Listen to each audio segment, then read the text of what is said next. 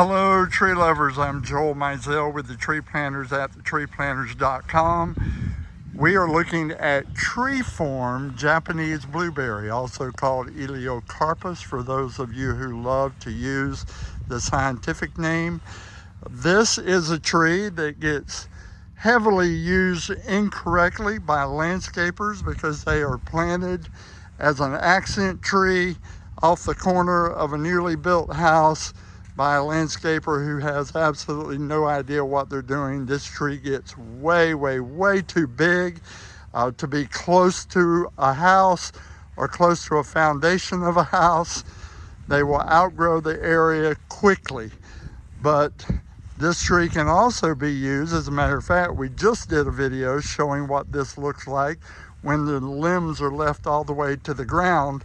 But these are created to be tree form, meaning they have trunk that is cleared. We call that clear trunk. Take a look at these. They're very nice. If you have a screen that you want, but there is a wall on the lower 6 feet and you would like these to screen out the area next door above the wall, it's perfect for that. Japanese blueberry.